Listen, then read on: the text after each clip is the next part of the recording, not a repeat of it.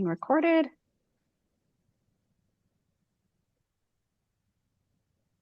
Okay, well, I think we're going to jump right in. Good morning, everyone. It's nice to see you all this December morning. I hope everybody's doing well and had a nice holiday last month and are gearing up for the big holidays this month. Our last community of practice for 2024. Just a quick note, if you have not seen it yet on the community, after our last meeting, I did go ahead and post the calendar for 2025. So we're going to keep with the same date, same time each month for this meeting. But as we had talked about doing a little bit of show and share, highlighting a state or two each month. So that calendar of those assignments is posted with New York kicking us off in January. So I structured the calendar with, of course, states that have been doing this the longest and have more experience and more data in PIDS. And some of the months you'll see that there are two states that are assigned for that particular month. And so we're going to make sure that each state still has about 15 minutes or so to share their data and just your experiences of how you're using PIDS data in your work. So both states will have that opportunity. It's not something where you would need to collaborate necessarily with the other state, but both will have space to share data and have a conversation about it. So I'm excited about that next year, which is right around the corner. So today, the agenda is really two big things that I want to take some time and share with you. One is the new feature that we have in PIDS in the live site that will allow us and actually the state administrator to assign the PIDS licensing agreement to a particular program level user so that we can get programs to sign the licensing agreement in addition to some of the state agencies that we're asking to sign the agreement.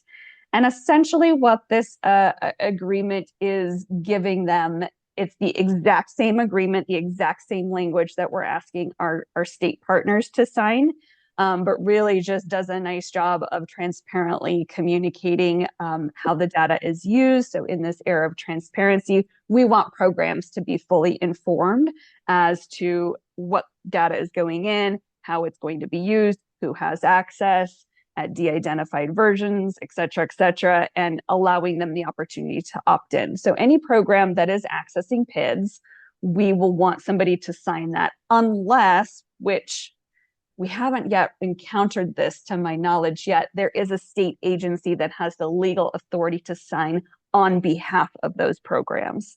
And we have an agreement signed by that agency. But what we have experienced and learned in this process so far is that those state agencies don't have the legal authority to sign on behalf of all of childcare for a particular state, right? So it makes more sense to get those agreements signed by the program level user. So I'm going to go ahead and share my screen and log into the PIDS test site to show you how this works. So hopefully everybody is seeing the PIDS login screen.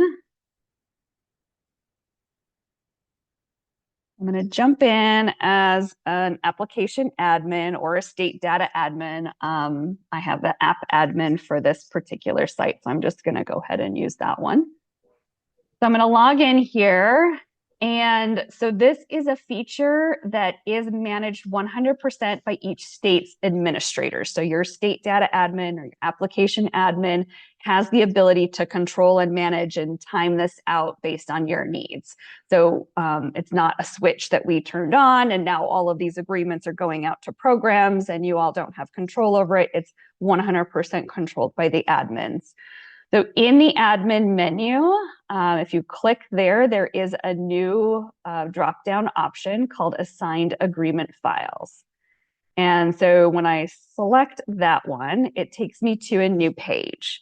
Now, in the production side, so in everyone's state portal, I have already added the PIDS platform license agreement. So you'll see in this first section that this is just where the documents are going to live. This is a nice feature because other documentation can be added here. So this can be used as things grow and expand by you as the state administrators for PIDS. So right now, again, we only have the PIDS platform license in there. So you should see that when you first log into your live site, as this is already uploaded in there for you. Then you'll have next to that or below that is a section that will have your users. Okay, so this is where you will be able to pull up a specific user, which would be an account for a program. And we want somebody that has the legal authority to sign on behalf of that program.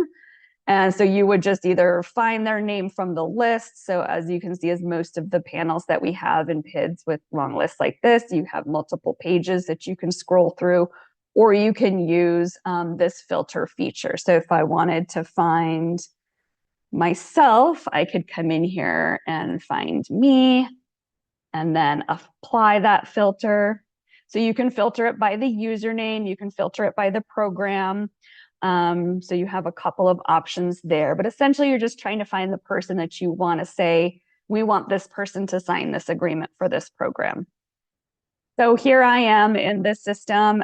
You can see that, of course, I have connections to different programs. So if this were a situation where you had one authorized signer that was responsible for multiple programs or sites, however you have them set up in PIDS, so perhaps maybe the director of a YMCA that has different chapters or different programs in PIDS. You can select each of those for each of the programs.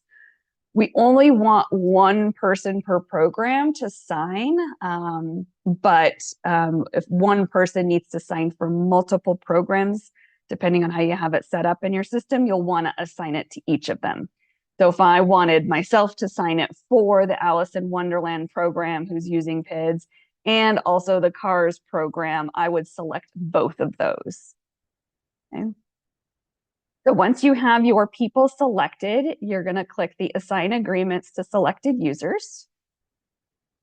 Okay, and then down here, it shows me the selected users that I have that are going to sign it. And then we go ahead and in this box, you're going to select the agreement to sign. So you can see that there's built-in flexibility here where if there were multiple things that we wanted them to sign, that can happen in this space. But right now, all we have is the PIDS platform license that we're concerned about. So we're going to select that one there, and then we're going to click Save. Okay. Now I'll show you what it looks like the next time I log in. Very similar to how the user agreements work in PIDS. So upon the next login, you're going to be greeted with that document. And then as the administrator, you'll be able to track who's signed, who's been assigned the agreements and has not yet signed. So that's what this list is showing me here. So I can see all of the people that are in red that have been assigned an agreement but has not yet signed. And then I can also see individuals who have completed and have signed the agreement. And we are going to work on adding in a report that you can just pull out an Excel version of this as this grows and we use this feature more, wanting to have that ability to just drop it out into Excel so you can track that. Any questions about this process before I kind of show you the user end of it?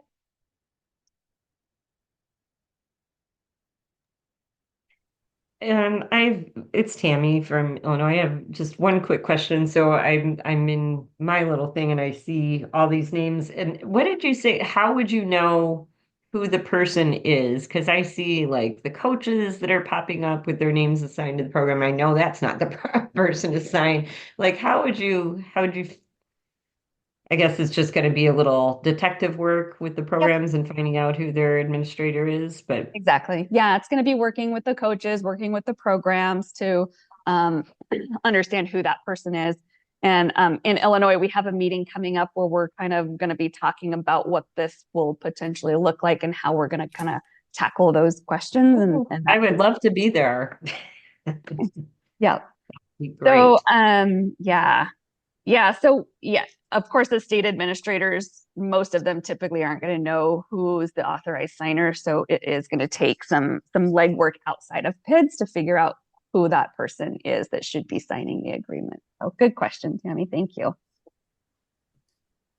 Summer, I've got two questions, and I apologize if you've already covered them and I missed it. But one is, so if what happens when that authorized signer leaves or is disabled in PIDS? Do you need to get do you have to reassign? And is there going to be a yeah, like, so what happens with that? And then what is your proposed timeline on getting this all completed?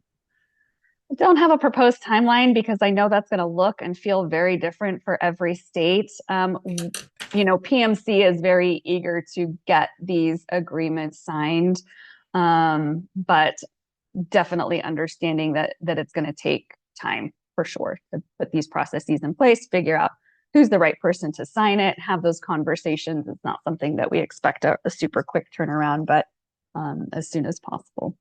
And then, right, so if a program director, let's kind of go through that scenario, signs the agreement, which is essentially saying that this program is opting to use PIDS, and they recognize or they acknowledge the data that's going in PIDS and who has access to the data, and they're doing that on behalf of the program.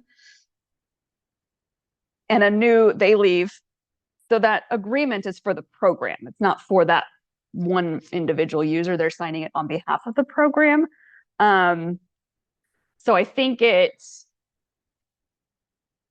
you can reassign it to if a new program director comes on and replaces that person, you could reassign the agreement.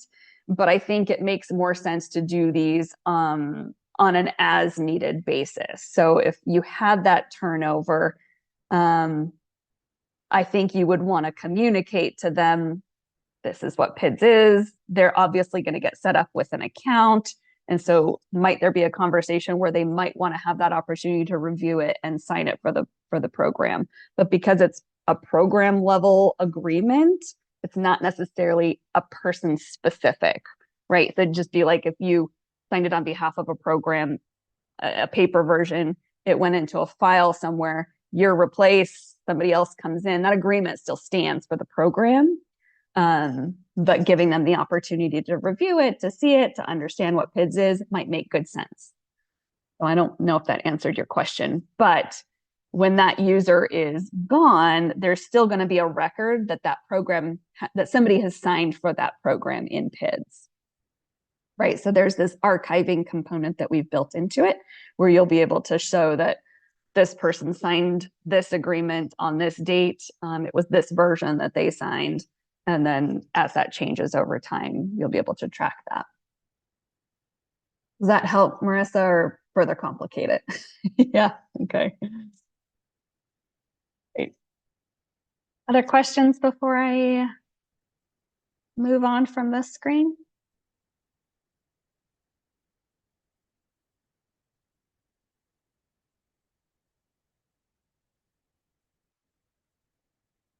All right, so now I'm going to just jump into that same program as a data collector now. So because I assigned it to myself, I wanted to show you what it looks like on their end. So when the person who has been assigned the agreement logs into PIDS for their next time, they're going to see this type of screen. So again, really kind of mirrors that user agreement screen that we are familiar with. And so they would be asked to open the PIDS platform license. And it's not something that they are you seeing the platform license? I want to make sure my screen changed. Yeah, okay, great. It's not something that they are going to have to actually put a signature on. As you saw in the previous screen, it's saying that read, review the licensing agreement. One thing I do want to point out is front and center on the first page, it does really clearly define that they are acknowledging that they have the right power and authority to enter into this agreement on behalf of the program. So if by some chance it gets assigned to somebody that maybe doesn't have that authorization for their program, hopefully they'll be able to see it as it's in all caps and front and center here. clearly defining who should be signing these things for the program. So they would see this document, they would read through it. When they're done with that, they would close that out, and then they are going to click the box that they have certified that they have read and agreed to the terms in the agreement, and they simply click the accept. And that is all there is to it. Then they are logged into PIDS. Now, part of that archiving piece is we wanted to build a way for program directors to be able to know what they have signed as years go on. And so in their account, so if any user goes to their username and clicks manage account, there's a new section that we added in here that shows all of the signed agreements and allows them to download it. So they have that archived record. So if, as we add things, or you as the state decide that you want to have programs sign something related to PIDS, and so you add that document in there, you have everybody sign it, they'll have a record of everything that they've signed in their PIDS account and can download those documents. All right. Any other questions on this? I'll stop share for a minute so I can see your faces.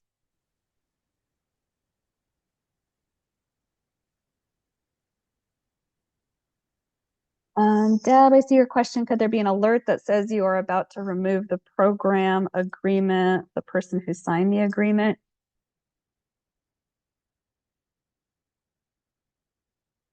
So remove the agreement. Can you tell me more about that? I forgot to put the person who signed the agreement. So, if I was, say I was the director of a program and I'm leaving, and so I'm being removed and I was the person who signed, is there a way that the administrator who's doing that on the back end, like an alert would come up and say, hey, this is the person who signed that agreement? That would remind you that I need to send something. I get the idea that it stays with the program, but it would say to me, oh, okay, who is the new person who needs that information, or reminds them that, hey, you should review this agreement that was signed on behalf of your organization. Because I know there's other alerts that come up in the system, like, oh, when you remove someone. So it just might be a thought that this is the person who was attached to the original agreement. Yeah. Because otherwise, I think it's hard for as a state administrator to recognize when you've made that type of a change, when someone's being asked to be removed from an account or. Yeah, and it really shouldn't be, and maybe it's a non-issue, but I'm just thinking of a way it would alert them to say, oh, I need to send a document or a notice or something to the new administrator.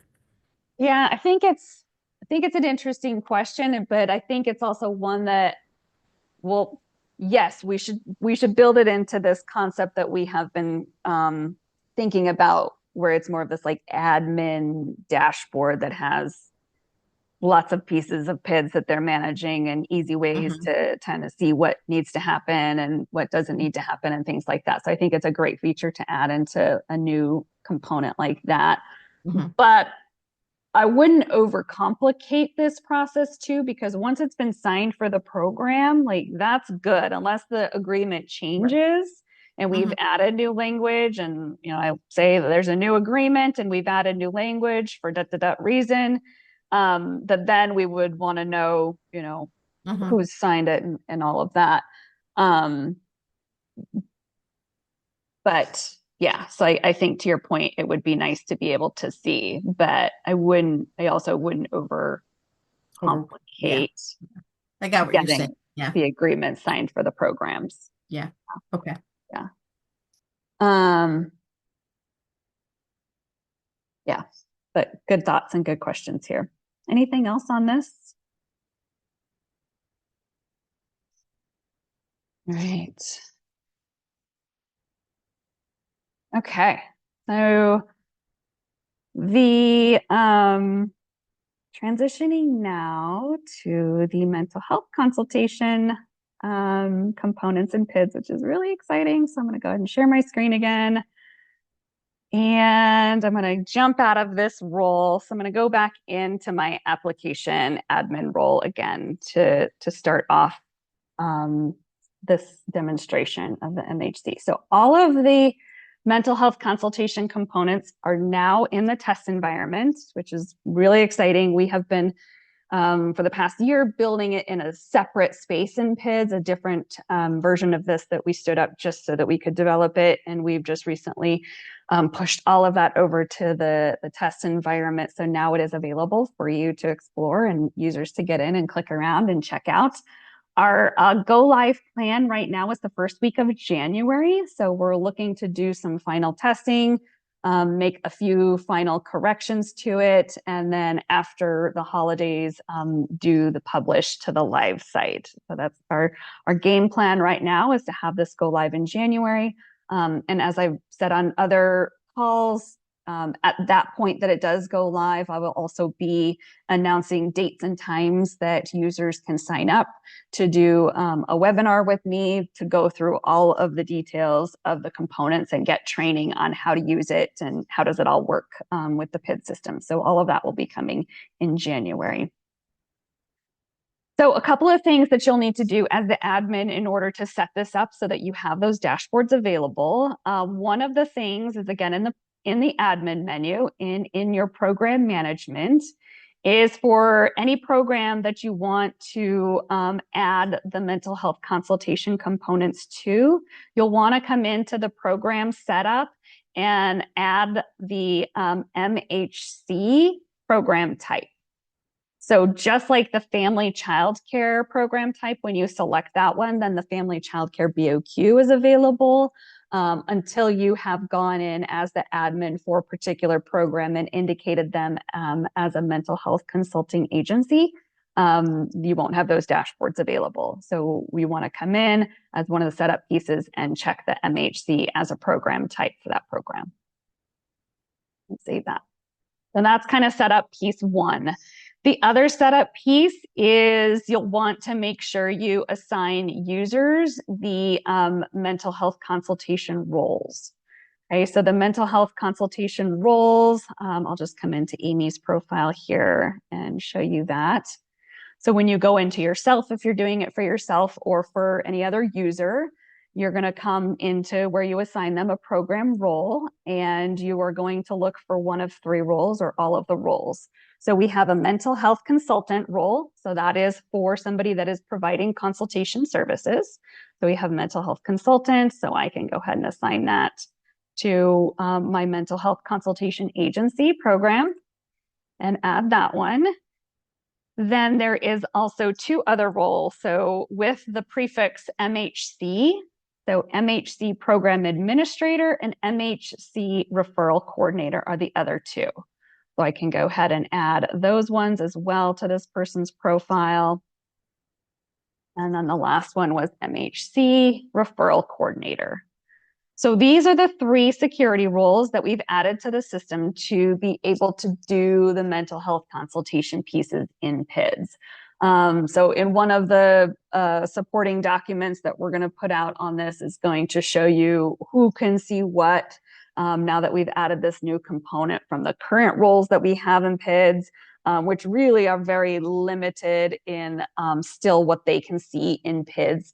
That is the main trunk of the tree, so we'll say. So a data collector is still going to see all the things that a data collector is going to see. They're not necessarily going to see the mental health consultation pieces unless they have a mental health consultation security role. So we've kept them separate with the ability to add a role to somebody if they need to see both as it lives in PIDS. So the mental health consultant, as I mentioned before, is somebody that needs to be able to go in and write case notes and documentation for a case. The program administrator of these three roles has the most access of the three. So they really can do and see everything for the program for the mental health consultation agency, from the referrals to the casework that's happening. So they can do and see all of that, and they can make assignments.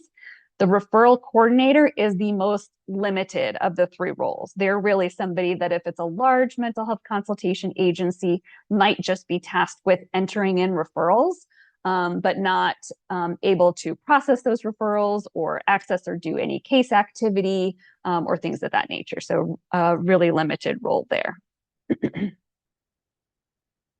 So we have those three roles. So now I'm going to jump out of this one and jump into my program administrator role. Okay. So now I am in as the mental health consultation program administrator and want to introduce you to our two new dashboards for mental health consultation. So everything that we have built lives in these two dashboards.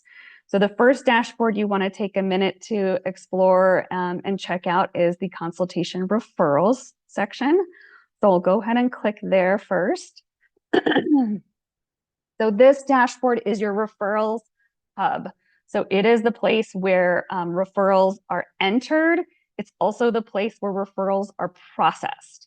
And so we'll talk a little bit more about what that looks like. But just to give you, an overview, just like all the other dashboards in PIDS, you have your table of information in the center with referrals that have been entered. All of these column headers are sortable. So you can still manage them just like you do other dashboards. We did build in a couple of graphs here that you have on the right-hand side. So the first one is just showing any referrals that are in that pending status. So we have a status for each of the referrals that are longer than 30 days. So this is a referral that we've had in the system and it's still pending and it's been more than 30 days. And so it shows you how many days pending those referrals have been in. So just a way to kind of highlight ones that have maybe been sitting around a little bit longer that you want to perhaps take action on. So that is what that shows you. So these represent the referral ID numbers. So we have 4 that have been pending for more than 30 days. Next graph is referrals received. So just a nice line graph that shows over the course of time here what we're seeing as far as types of referrals that we're seeing. So we have child referrals, program referrals, and classroom referrals. And then a pie graph down here that just shows all of the referrals that have been received in the past year, their status. So we have 6 or 55% that are pending. We have 1 that's on the wait list, and then 4 that have been accepted. So entering a new referral is a pretty simple process. So you hit that blue Add New button, and you're greeted with the referral entry form. So there's quite a bit of information. We've tried to build in as much logic into the system as we can. And so you'll see some of that reflected in this referral entry. So the first thing you're going to be asked to do is select the referral type. So you're always going to select either a child consultation referral, classroom, or program. So we'll just say this one is a child referral. The date that you received the referral, and we also have the date entered, which is not a modifiable field, but it's just going to default to today's date that you're entering it. It's the date that you entered it. But perhaps we received this referral yesterday, so we can backdate those as far back as you need. Primary reason for the referral, the referral ID is auto-generated by PIDS. So mental health consultation referral is what MHCR stands for, and this is number 22. So the system auto-generates that for you. Primary reason for the referral, so you're going to select a single reason from the drop-down list. Similar to why we only select one in the BIRs is going to be for reporting purposes down the road, but we did add an option for you to indicate a second reason for referral. So we're selecting that primary reason for the referral in this first drop-down, and then the second one, if there is a second one, you can go ahead and indicate that. Next panel is the referral source information. So this is where are you receiving the referral from? What type of agency or person did this referral come from? We did have a shortcut added in here that if the referral is coming from this agency, so we're logged in as the Alice in Wonderland program. So if this referral came from our agency, you can check this box and it automatically fills in with the values that are already in PIDS for this program. So in the program leadership dashboard, you have your place where you can put your address and your zip. Notice that county doesn't pop up yet. We're going to fix that so that county is now a variable or a field in the other places in PIDS so that it can populate in here as well.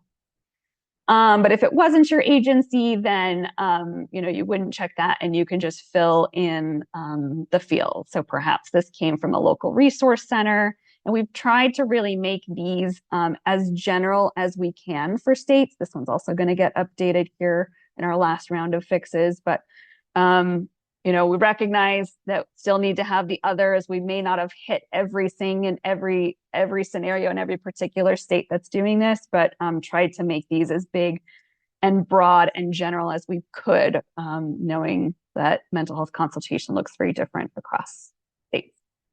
Once you have entered a referral source in here, PIDS is going to remember it. So you can see here the ones that I've already entered in here and doing my testing are available to me. So it's kind of creating a library for you so that if you constantly are getting referrals from the same 2 or 3 agencies in your state, it'll be nice for users to just already have that to pull from. So it has some kind of built-in smart memory, I guess, to it. I'll go ahead and drop down to the next section, but you can see there's lots of other fields that can be filled in. Then the agency that this referral is being referred to. So most of the time, it's going to be your agency. This referral is coming to the Alice in Wonderland program that provides mental health consultation. So we're just going to check that box and say that, yep, this referral is coming to us. But if you needed to put in another agency in that place, you could do that as well. Same thing with the county here. We're going to get that fixed so that can be a place, a field that just pulls in from the program details that have already been entered into PIDS. Boxes, of course, for any additional information that want to be logged here. The third place that we're entering in here about this referral is the location of services, which could be different from any of the other agencies that we've entered or locations that we've entered so far, is where are we going to actually be providing the mental health consultation services. So again, it's going to have that memory built in. So programs that are already in PIDS, it's going to be able to pull from that. So maybe we're going to be providing this at this program, and the ID number should populate as well for that. And that's another fix that we're going to be correcting here before we go live. But if it's a new program, you can just type right in and also type in the ID number. So a little bit of new functionality here where we've really tried to build in some smart logic to say, like, sometimes it's going to be a brand new thing that's never been entered into PIDS. So we need to give users the flexibility of typing it in manually. But if it has been entered in PIDS, we want them to be able to pull from that information and leverage the database. So that's what we've got there. Then the last question here is, because we have selected it as a child case, and this section is going to look different if it was a classroom case or a program case. But in this situation, we're saying that it's a child case. So it's going to ask us, do we have consent to enter this child in as a referral in the PIDS system? So this is a different question than entering them as a child record, because we don't know if we're going to be providing services to this child yet. But we do want to make sure that if we're entering this child's name in, if it's been provided as a part of the referral, that we have consent to enter that child's information in here. So lots of options here. We have yes, no, pending, and not applicable, that the child's name wasn't provided in the referral. So of course, if it's no, just like the other fields in PIDS, you're not going to be able to do anything further with this. If it's yes, you are going to be able to go in and type in the child's first name, and then also the date of birth. Okay. Like all the other forms in PIDS, you can save as you go with this. So if we didn't complete the entire referral in one sitting, we can save it. We can come back to it and add that information. If we needed to clear it all out, we have a new button down here that's clear all fields. Otherwise, if the form is complete, the referral is complete, we go ahead and check that box and save it. And then we have entered in a referral. All right. So from here, we've got the referral logged into PIDS. The next step of the process is to process that referral. So we still haven't yet accepted it as a case, but we need to take some action on it to see, is this a case that we can appropriately take? And, do we need to collect documentation? So I'm going to go into that same referral that I just entered. I'm going to hit edit. And now I have this status history log. This status history log is where a user will go in and track all of the conversations, meetings, collecting of information, essentially processing this referral to say, is this a child referral? Is this an appropriate referral for us to take for this one child? Or perhaps is it not, and perhaps we need to do a classroom case or a program case. So this is that space where you're not yet saying yes or no, but you're processing it, you're making that decision.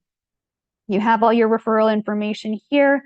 A quick link to go back to those pieces of the referral process lives here, but we wanted to condense it because in this stage of it, you don't necessarily need to know everybody's address and all of that information. It's not really pertinent to this stage of the process.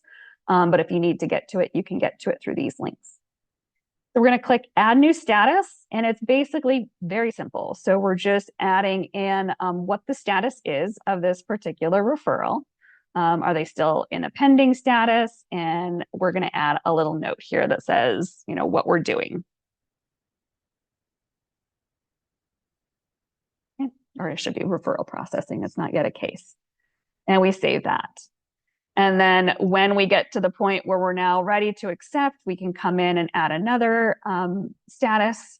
And we can say that this one is accepted, add our note, and save it. So the design here is that you would have this history, this log of like how this decision was made, so that you're not just saying we got this referral in and then we decided here was the decision, but this really should archive that story, that logic behind the decision that was made. Now that we've accepted it, the system for every type of referral is going to ask a new series of questions. So this is, again, a child accepted case. So it's going to ask us a bit more information.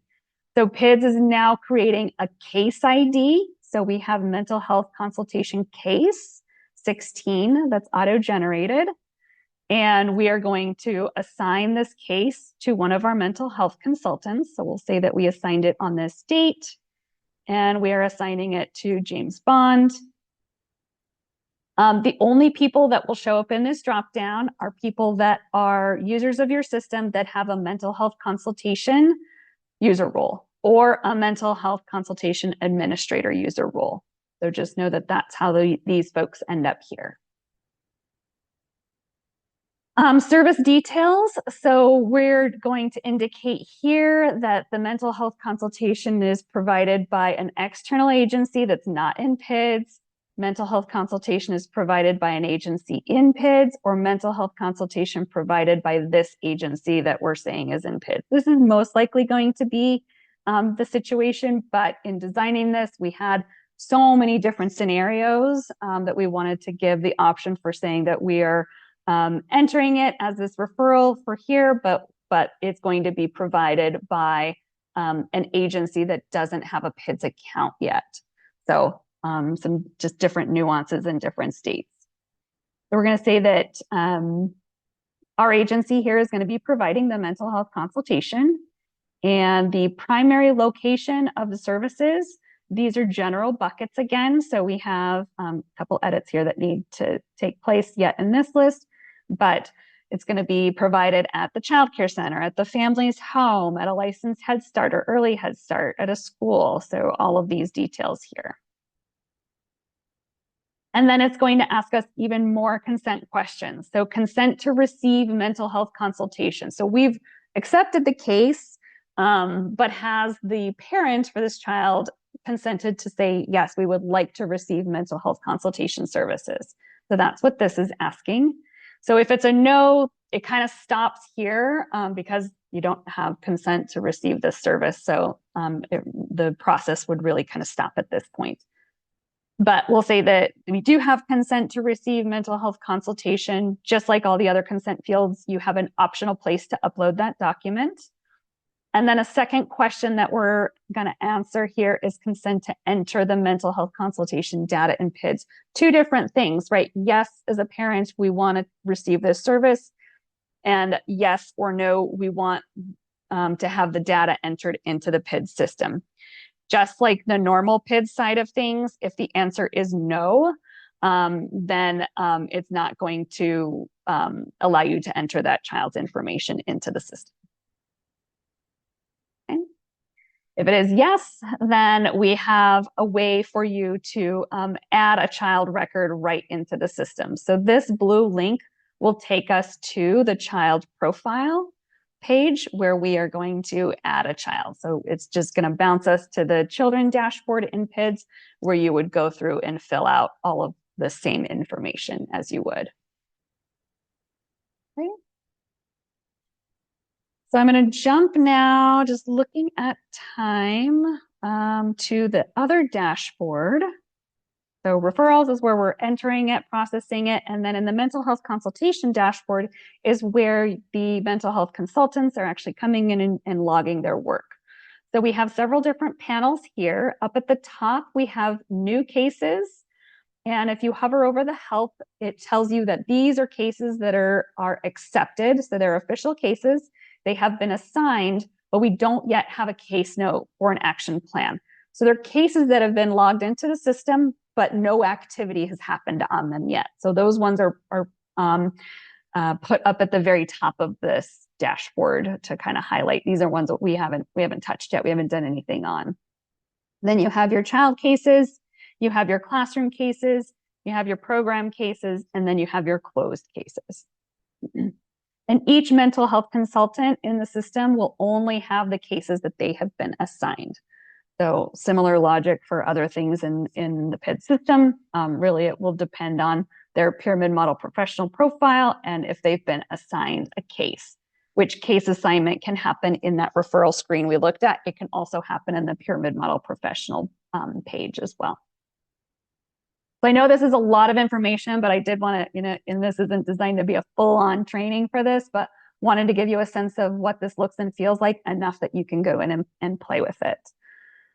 So we have our, let's see, we'll just grab this one that has not had any activity on it. Let me grab one that actually we have had some activity on it. So I'm going to come down to this child case and I'm going to click my actions button and I'm going to click edit. So same functionality where you can view it, you can edit it. If you're the program administrator, you have the ability to delete. And here's what the case activity form looks like. Shoot, I picked a bad one. Let me go to one that has actual assessments in here. So give me a second. Put the one in.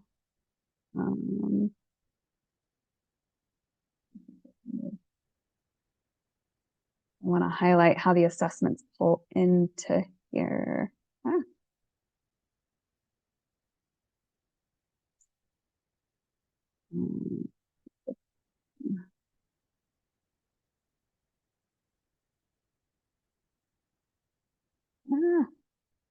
Why is it bouncing me to the referral? All right, let me do this class one then. Okay, good. So I jumped into a class case because I want to show you how this assessment section works. So in the case activity and the child one works, but there's something glitchy happening. So in a child case activity, these assessments will be child specific. And so there is a whole new section in the screening and assessments that includes the DECA 3 or the ASQ 3 and the DECA assessments. And so those are all built in and new in the system as well. So as a child has an assessment completed in the PIDS system, that information will pull into the case activity form. We're also pulling in assessments that relate to the classroom. So this is a classroom specific case for mental health consultation. So it's going to pull in the TPOTS or if there was a tippy toes or perhaps both in this test scenario, it's going to pull in that information, tell you when those items happened and what their total score of items observed was. And then if you wanted to quickly view it, you can go right to the TPOT or tippy toes from here. Or if it was an ASQ or a DECA, you could go right to it from here. But it's really just designed to be a nice shortcut and reference for the mental health consultant to be able to see this child has had these assessments. Here's what the scores look like. So they can incorporate that into their case activity. The case note and services, really simple field where, again, it's designed to kind of archive all of the different activities that the consultant is working on for this particular case. So I can see the 2 that have been entered in here. I can add a new note here, and this is what is included in this is kind of the core of the tracking of mental health consultation work, in addition to the action plan, which is below here. So we have a date that the service started, say 8 a.m., date that it ended, and the time that it ended. We're collecting the travel time to the site. So how long did it take the consultant to travel to wherever they provided the service? If it was a virtual service, obviously this would just be, zeroed out, but we'll say it took 20 minutes for this consultant to travel to the location where they provided it. Service format, in-person, virtual, mixed, phone, or email. And service type. So meeting, classroom observation, training, developing resources, environment recommendations, data review, or other. Again, trying to grab those big buckets of categories of types of consultation work that could be happening. Recognizing though that when this goes live, there's probably going to be quite a few suggestions for additional things that maybe we didn't capture in here, although we did have quite a few states giving us input on these drop downs. The area of focus. So for this particular case visit with this classroom, what was the primary area of focus? Now, while there might be a secondary area of focus, again, this is for those being able to draw some really nice reports and metrics from the system to say, like, what are we primarily focusing on? So goal setting, reflection, behavior concerns, perhaps we're focusing on teapot and tippy toes red flags. Adult relationships. So this is a pretty comprehensive list that we have built into here. Okay. So say professional relationships was the primary area of focus, and then maybe we had a secondary one of reflection. Then you have a spot to enter your case note, your next steps, and then that's it for collecting a note, for entering a consultation note. If the case was ready to close, then you could say, here's the last note I'm entering. This case is ready for closure. When I click this box and hit save, then the system is going to open up another section, another panel below the action plan to capture those case closure details. So what was the outcome, and the date that we're closing it, and what's our plan for follow-up, or any recommendations or other referrals that we're making. I want to jump quickly into the action plan section here. So the ability to create specific goals for mental health consultation. You can see I already have one in here. I'm going to open this one up, but you can add multiple goals. So I'm going to click edit and let you see here what is all included in the action plan. So again, we are identifying a specific area of focus. This mirrors that primary area of focus above. So same type of menu here. So this particular action plan is for helping this classroom with transitions. We have our start, our end date. If this needs to be revised, we have a revised target date. And similar to the other action plans in PIDS, who's responsible? What are the details? What do we know, or what does it look like when it's met? So how will we know when this particular action plan is met? What resources do we need? And then your status and any progress note that you want to add for this particular action plan. So I'll come in here real quick and actually, I'll just edit this one and show you that case closure. So if I come in here and click that case closure, then it's going to open up this section here. So it's asking us when we close a case, the date that it is closing, and some additional information. So the system's going to auto-generate how many days this case was open. So we had this case open for a whole 5 days. What was the case outcome? Again, only a single select here for reporting purposes, your primary case outcome. We improve classroom environment here. additional services or referrals recommendations. So if we've wrapped up mental health consultation, but some additional recommendations are needed, we can add that. And it looks like this, because we're in a classroom case, this also needs to be updated for classroom specific types of referral recommendations. We wouldn't do a pediatric specialist. This is coming from the child, but perhaps some community-based resources.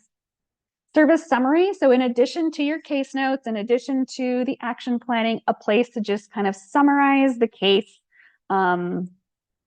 overall, what we did, what we worked on, where we got to.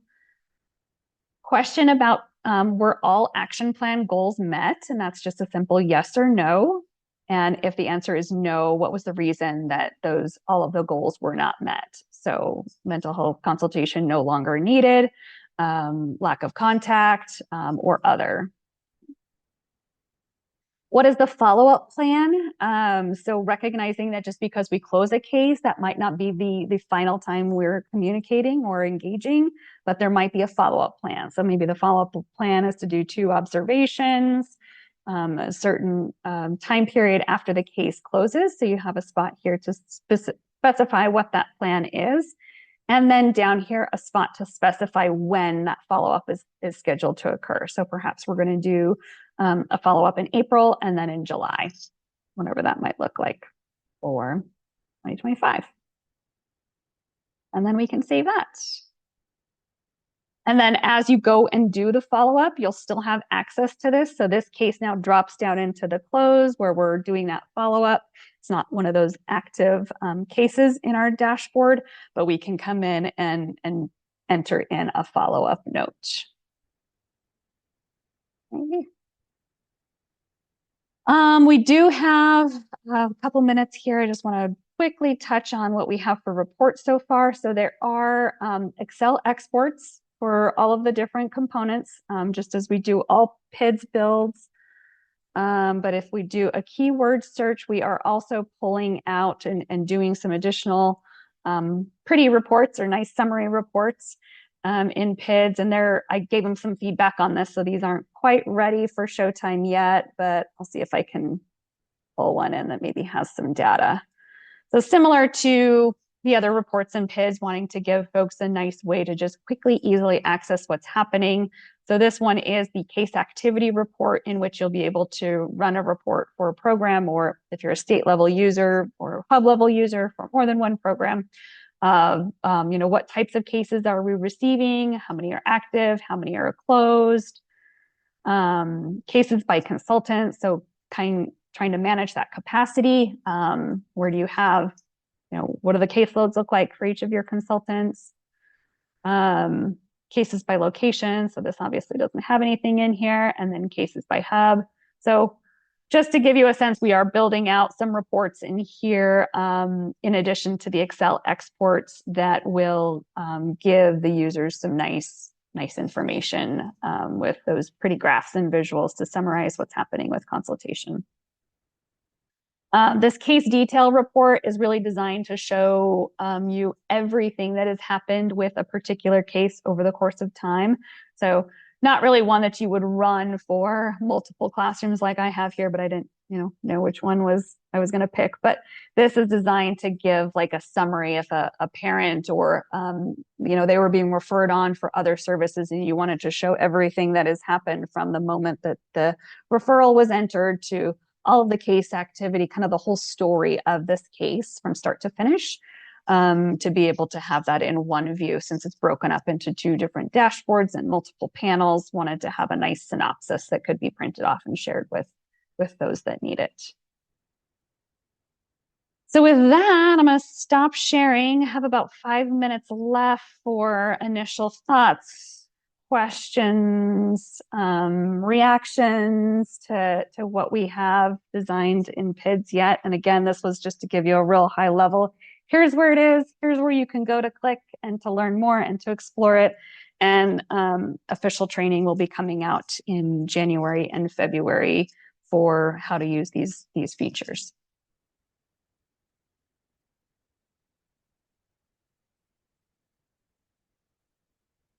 Exciting, scary, Helpful.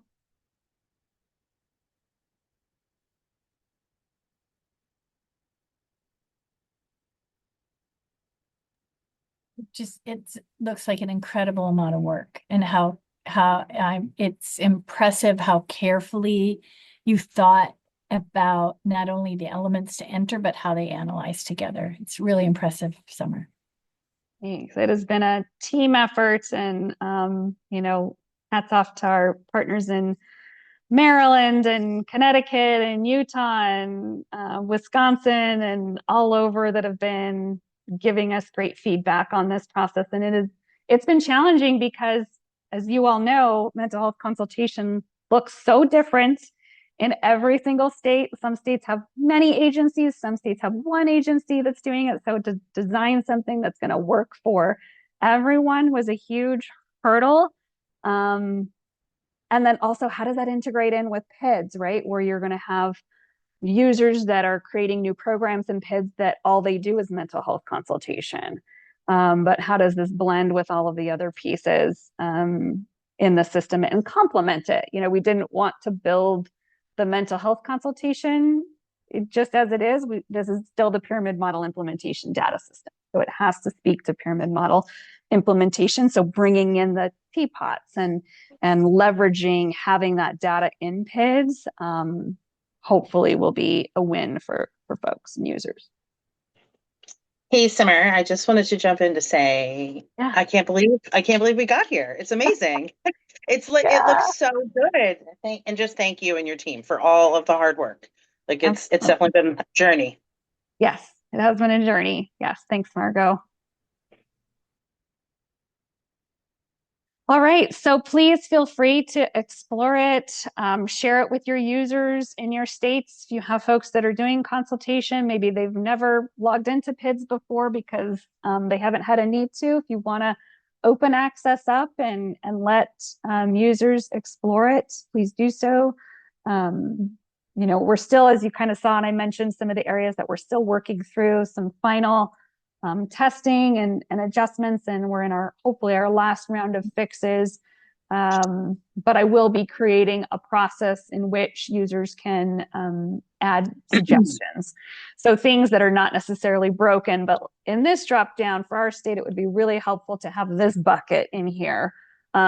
So with those suggestions, just please keep in mind that we probably won't add something that is like, we want this particular agency that's in Washington added to this list, right? It has to work for all states, but I want to create a process in which we have input from everyone if there are things that we need to add, because I think we've done a good job hitting the mark, but I know there's going to be things that we're going to need to tweak and adjust, and that's part of our plan here too, is we've saved a little bit of time and budget to accomplish some of those things once it goes live. Summer, can I ask one logistical question? Is if you have a PIDS agreement in place for pyramid model, and then your state says, oh, we want to add consultation, does that require some kind of change to the licensing agreement? I imagine it depends on the entities overseeing each of those pieces of work in the state. Like, just from the contracting licensing perspective, what are the implications? Great question. Thanks to the PIDS program agreements now, you can just have your consultation agencies sign on the licensing agreement. So if you already have PIDS programs that are up and running, and now you're adding on mental health consultation agencies, you're just going to have them sign that licensing agreement when they get their accounts activated and when you when you create them as a program. So that's just going to be a kind of new part of the process that out the gates we're going to do. If you had an entity that was able to sign the PIDS agreement on behalf of your mental health consultation agencies, then we would have them sign and perhaps not have the program sign, but I don't think that that's the case in most states that we're talking about. So those program agreements are going to be really handy, and the language doesn't need to change. It all is relevant. Perfect. Yeah. Thank you. Yeah. Summer, if you have a second, I just have a quick question, kind of explaining my comment in the box there. And I apologize if this is already there, but I don't think it is. as I'm thinking about from a program standpoint, they often are also managing multiple referrals like that are outgoing for children. And Mm, have we thought about giving them a way to track this child has a referral, it's been sent to an agency, it's pending receiving supports. Um, and it might not be limited to only mental health, but I'm thinking, it's also a way for us to track whether or not all the children who are receiving referrals are actually receiving supports, like how many children were left pending. I know mm, sometimes, in New York State or having been a prior director, sometimes I would have a child who had a referral and it pended for the entire year because they never were able to provide the support services that the child needed because there yeah. wasn't capacity. And I'm just thinking that would also be really helpful from a program side to be able to say, as an administrator, okay, we have 6 referrals out for children, and some of these are still pending, and how can I follow up and how can I do that? So as I was looking at that side, I'm thinking, oh my gosh, that would be so helpful from a program administrator perspective as well. Yeah. So the good news isn't, no, we haven't thought about that. But now that we have this kind of referral functionality built, it wouldn't be Yeah. such a huge level of effort to say basically copy how this Mhm. functions, but put it in the normal PIDS side where you don't need a mental health consultation program or user role to access it.